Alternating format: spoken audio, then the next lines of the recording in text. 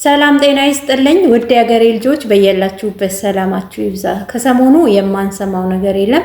እንግዲህ እግረኛው ሚዲያ ላይ የማንሰማው ጉድ የለምና ከሰሞኑ እቺ ልጅ ቀርባ ከ13 ቀን የዛሬ 13 ቀን አካባቢ ለአንድ ሰዓት የሚሆን ቪዲዮ በወለዱኝ አባትና እናቴ ተካድኩኝ 12 ዓመት ልፋቴ መና ቀረ ከቤተሰቦቼ ጋር እስከ መካሰስ ያደረሳትን ጉዳይ ይዛልን መታ ነበረ። በትናንት በሁለተኛው አሁን ከሁለት ቀን በፊት ደግሞ አባትና እህት መተው እነሱ ደግሞ በእነሱ በኩል ያለውን ነገር እየተናገሩ ነበር ማለት ነው። እና ከእኔ ደግሞ ልክ የነሱን ቪዲዮ ለማየት አሁን ከሁለት ቀን በፊት የተለቀቀውን ቪዲዮ ለማየት መጀመሪያ የሷን በደንብ መስማት ስለነበረብኝ ርዕሱም ደግሞ ሳቢ ነው። ቄሱ ቀዳሹ አባቴ ካደኝ ነው የሚለው። የዛን ሰዓት አይ እንግዲህ እንደው የአረብ ሀገር ችግር ማለቂያ የለውም።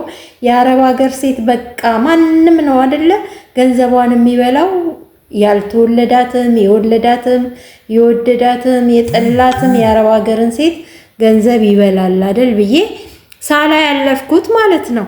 ሳላ ያለፍኩት ከዛ ግን አባቷ መተው ያለውን ነገር የእሳቸውን ከመስማቴ በፊት ቆየሷን ልስማና ሙሉን ታሪክ ልወቀውና ሰሞኑን መነጋገሪያም ስለነበር ማለት ነው።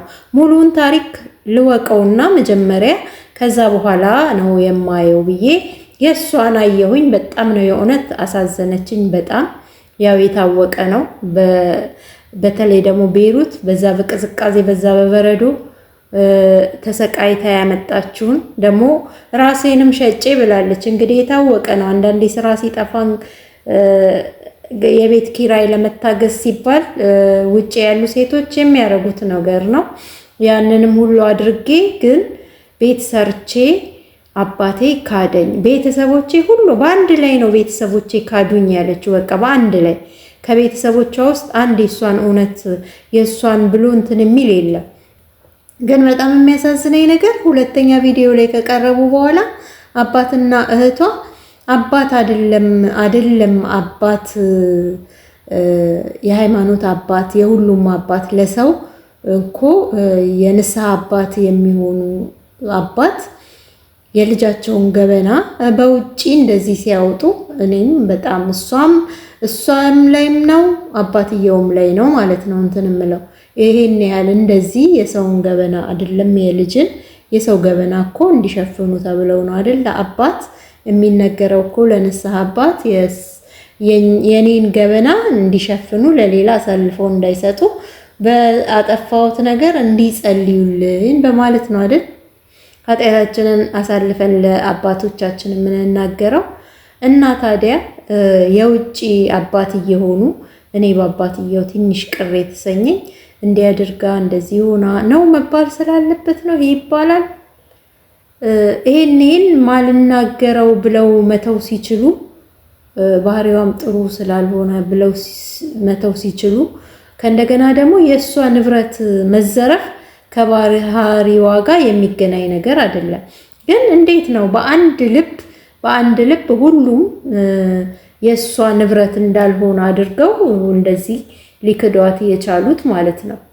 የእውነት እኔ በጣም ነው ያሳዘነችኝ። መጀመሪያ ላይ እንደዛ አባት እኔ እውነትም እሷም እንዳሰበችው እነዚህ ሰዎች ቤተሰቦቿ አይደሉም እንዴ ብዬ አስቤ ነበር ማለት ነው።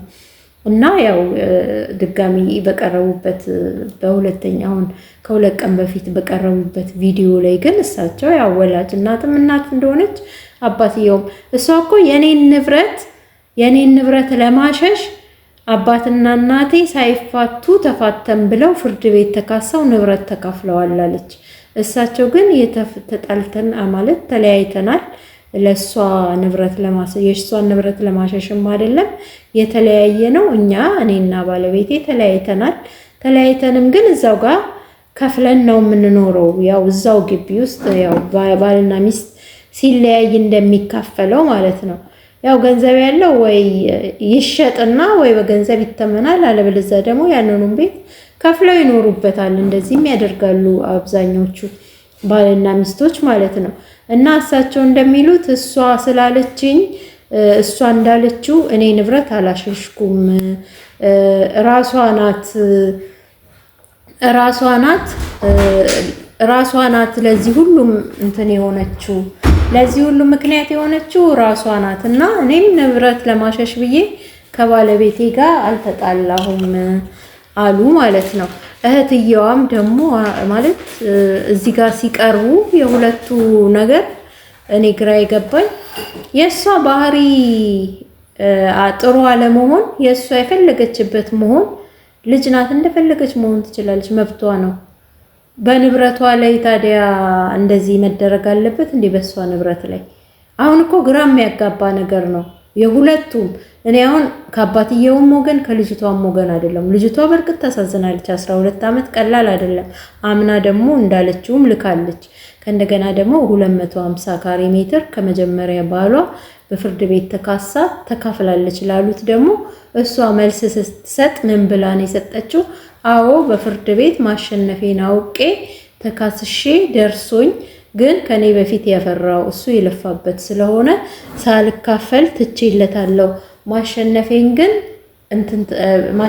ግን አሳይቻለሁ፣ አሸንፌያለሁ። ከዛ 80 የተቀዱ ነው ሌላ 80 ያሰርኩት እንጂ እኔ ደርቤም አይደለም ብላለች። እዛ ላይ ደግሞ ክርክሩ ላይ ስናይ በመሃል ያለ መግባባት ያለ መጠባበቅ አንድ ላይ የማውራትም ነገር ነበረ።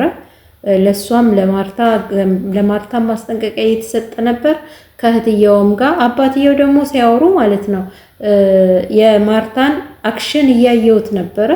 ማለት የፈለገ ብትቆዳም ግን ያ አክሽን ለኔ አልተመቸኝም እንደራሴ ማለት ነው። ምክንያቱም አባት ነው።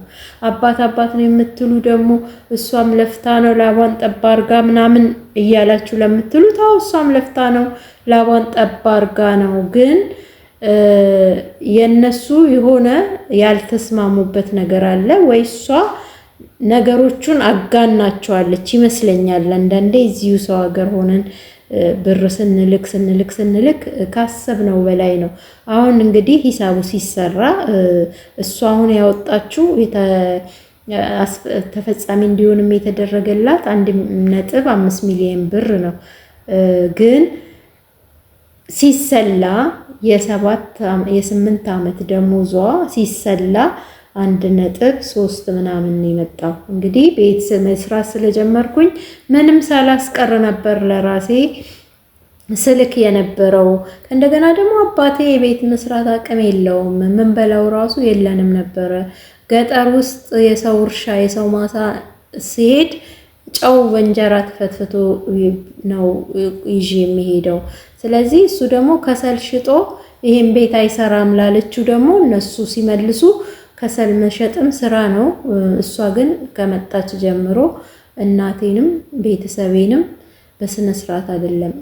ለሰራተኛ እንኳን ይከበራል። እናቴን ግን እንደ ሰራተኛ ነው ስታያት የነበረው፣ ስታመናጨቃት የነበረው። እኛ አውጥተንም አልጣልንም ብላ ስትል እህትየዋ ትንሽ ያው እህትየዋ እችኛዋ ተጎጂዋ ደግሞ ማርታ ገረመው አንቺ ነሽ እንደውም እየወረወርሽልኝ የነበረው እንዴት ትክጃለሽ ብላ ስትላት ድራማችሁ ነው ደግሞ ወደ ድራማ ቀጠሉት ማለት ነው። ድራማችሁ ነው አለቻቸው።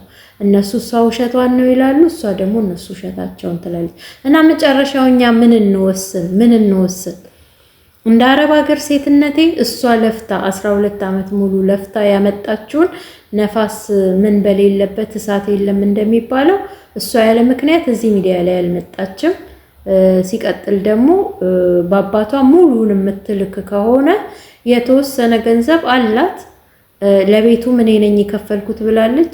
በምን እንደተነጋገሩ አናቅም፣ በቤቱም አናቅም። እኛ እነሱ ናቸው እንግዲህ የሚተዋወቁት። አሁን እኔ ከበደኝ እሳቸውንም እሷንም ለማመን ነው። ሁለት ልብ ሆንኩኝ። እሷንም ማምናት አዎ 8 ዓመትም 10 ዓመትም ከሰራች ግድ ነው ገንዘብ ትልካለች ወደ ቤተሰብ ደግሞ የሆነ ነገር አድርጎ ይጠብቃል። ጥሩ ቤተሰብ አድርገውም ጠብቀዋታል። በኋላ ላይ ግን ያን የጠበቋትን ነገር አጓግቷቸው ወደ ራሳቸው ሲያረጉት ምን ልንፈርድ እንችላለን? እንግዲህ ልጅቷም ልፋቷም ያሳዝነናል። በልጅነቷ ተሰቃይታ መታረብ ሀገር የሰው ቤት መታ እንደገና ደግሞ በራስ በሆነ ቤተሰብ ባዳ እንኳን አይደለም ቤተሰብ። ለነገሩ ቤተሰብ ይብላው፣ ባዳ ከሚበላው ቤተሰብ ቢበላው አይሻልም? ይብላው። ይኑሩበት እንግዲህ ይረፉበት። ወይ ለእግዚአብሔር መስጠት ነው። አባትም ወልዷል፣ እናትም ወልዳለች። ልጆቻቸውን ለማሳደግ መከራ አይተዋል። እንግዲህ እሷም ገና ልጅ ናት፣ ልጅ አላት። ልጇን በስነ ስርዓት የሚይዙላት ከሆነ ተመልሳ አረብ ሀገር ሰርታ እንትን ያሏትን የምታገኘውን ነገር ቁም ነገር ላይ ማዋል ነው። እነሱም ደግሞ ያው እግዚአብሔርንም ፈርተው ሰውንም ፈርተው እንደው ባሉበት እንኳን ሰፈር ይሉኝታ ፈርተው አላት የሚሏትን እንደው ግማሹን እንኳን ቢሰጧት እንደኔ ብዬ ያስባለሁ ማለት ነው። ለዛሬ ያለኝ ቪዲዮ ይህን ይመስላል። ይህን ቻናል እስቲ ሰብስክራይብ አድርጉ፣ ላይክ፣ ሼር አድርጉ። እንደግበት። አናዶኛል፣ ሰውየው አናዶኛል፣ እግረኛው ሲደውልላቸው አናዶኛል። ግን ምን ማድረግ ይቻላል? ሰላም ሁኑ። ባይ ባይ።